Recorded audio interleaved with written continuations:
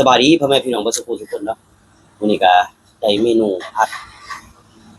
กระดูกหมูใส่หน่อไม้นี่กระดูกหมูกระดูกอ่อนนี่กระดูกอ่อนผัดใส่หน่อไม้โดนเลยบ่ได้กินพี่น้องนี่สีสันสิเป็นแบบนี้น่ากินบ่พี่น้องโดนเลยบ่ได้กินแบบนี้มื้อนี้ก็ฝนก็สิตกคือเก่าเลยพี่น้องมืดๆมากอยู่ฝนช่วงนี้โอ้ยตกมาซุมื้อแต่ว่าอยู่บ้านในเมืองบ่ฮู้จักว่าสิมันตกหรือบ่ตกเดี๋ยวอยู่นี่ตกซุมื้อ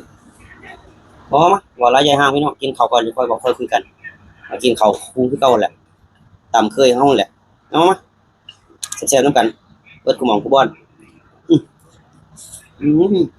กระดูกอ่อนหมูอื้อ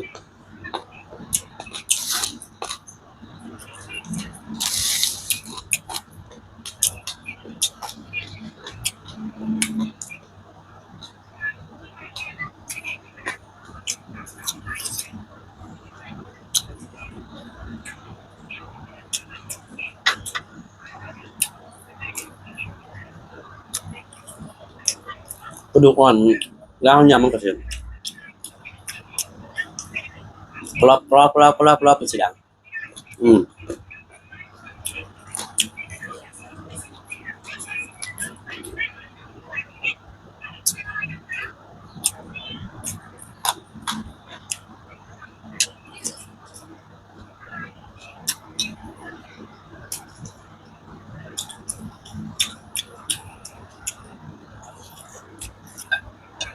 เฮ็ดเองแซ่บเองพี่น้องแบบนี้เคยกินแต่ได้มาแล้วแบบนี้ผัดเส้นหน่อไม้แต่บางคนบ่ฮู้เคยผัดหรือบ่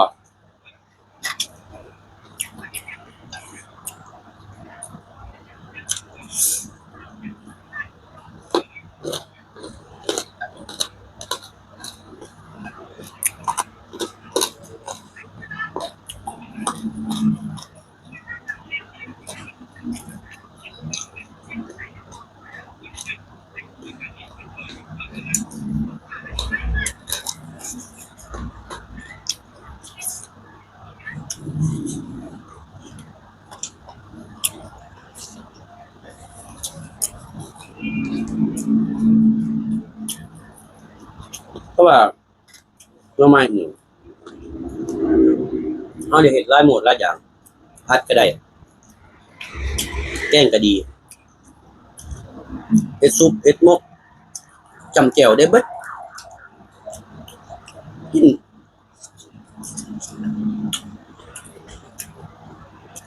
กินเกือบได้ซุมื้อ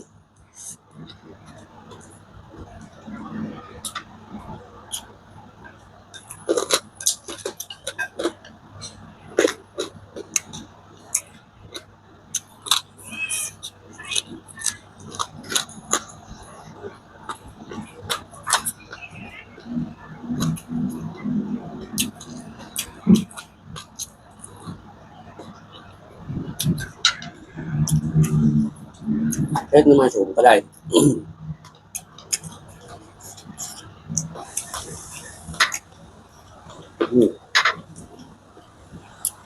มีแต่กระดูกอ่อน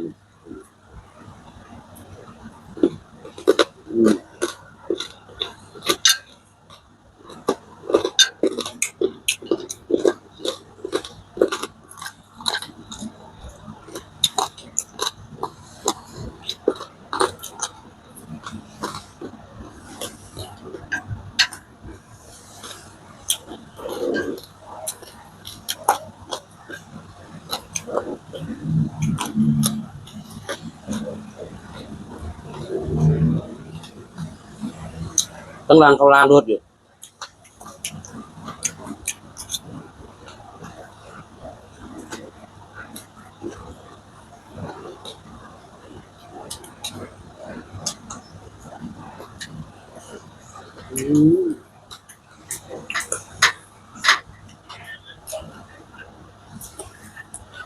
หน่อไม้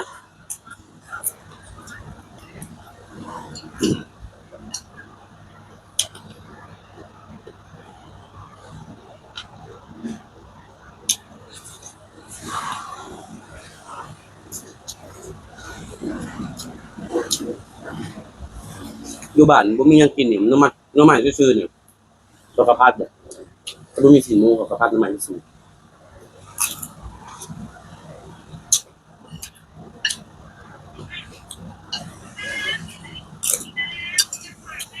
ครับต้มตำแจ่วเป็นซุปบาด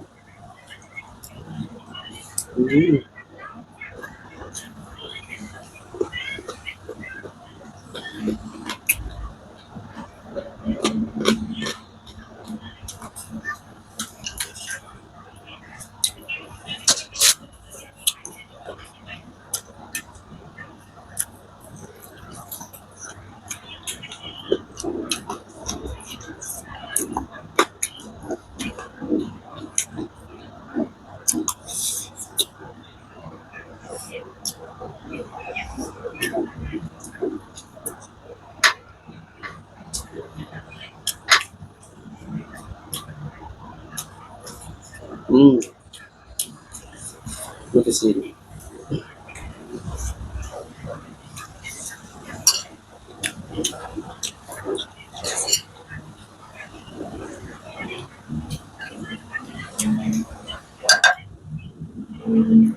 นอนยำหน่อไม้นี่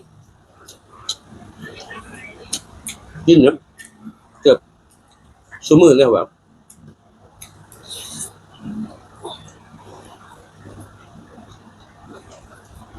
ไม่ต้องหาหรอกก็ซื้อเอา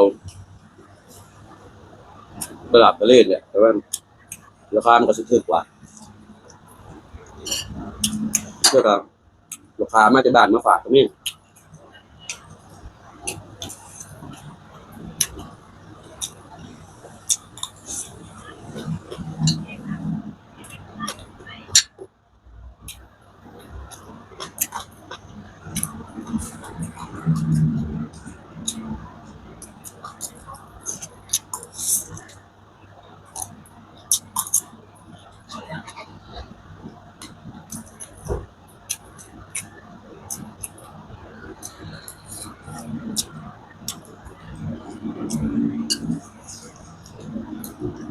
กระดูกอ่อนเนี่ยย่างก็แซ่บ